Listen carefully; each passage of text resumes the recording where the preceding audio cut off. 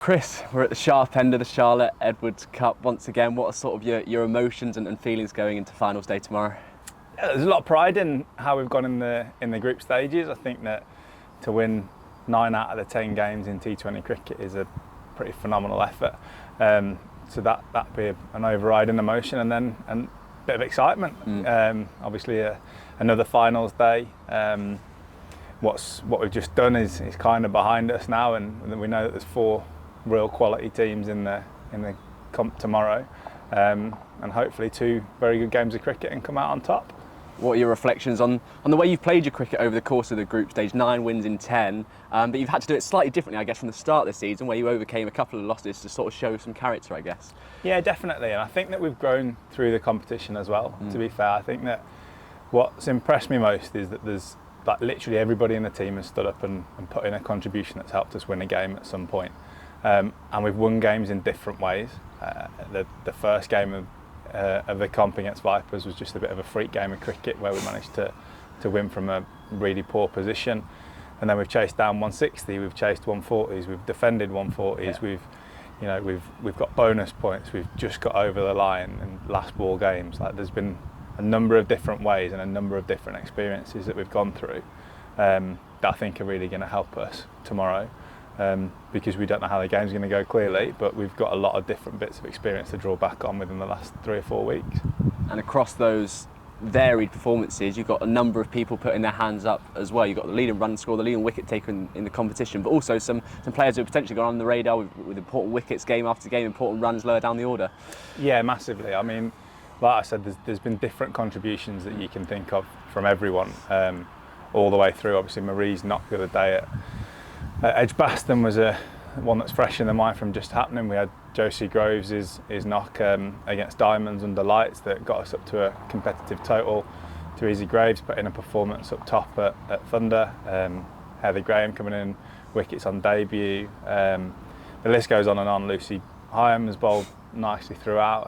Again, up at Thunder, bowled a really containing spell.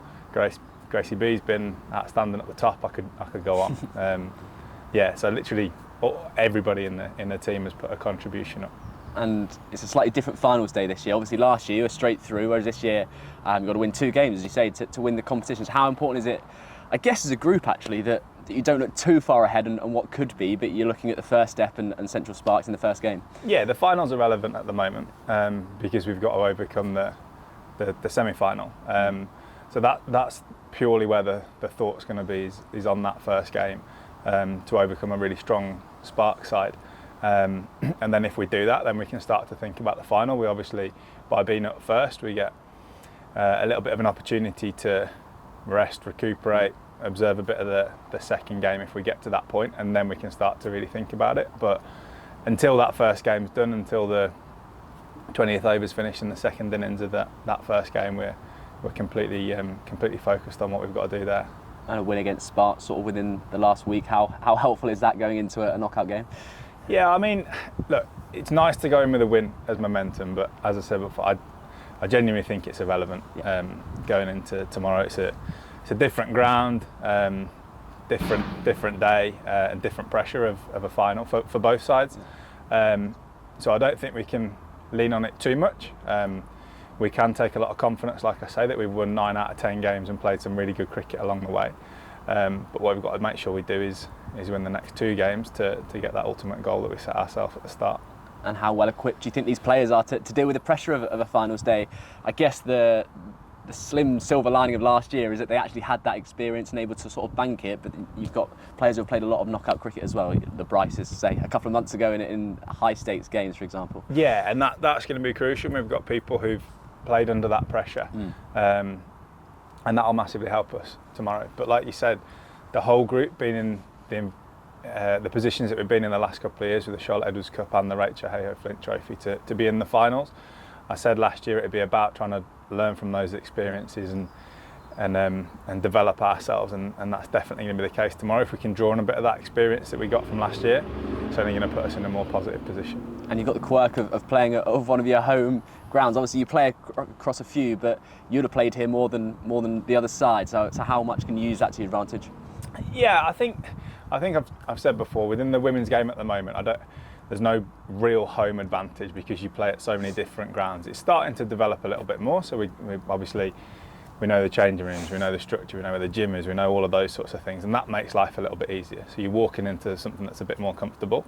In terms of knowing the wicket and knowing the ground and stuff, I don't think there's a massive advantage there at the moment because it's not week in, week out that we're there. But in terms of the people, the facilities, seeing people that you know and just saying hello, like that all helps. But yeah, when we get down to the business of being out there in the middle, it's about which team can assess and change their plans if they need to accordingly quick enough. And take us into the mind of a head coach at this point of view. I suppose when you train today, there's not going to be too many technical changes or work or anything at that point of view. So what is your role in the next sort of 24 hours, 48 hours? So yeah, I mean, like, it's probably a bit cliche to say the work's done. It's certainly not. Like we'll be coaching, we'll be thinking throughout today, we'll be throughout tomorrow.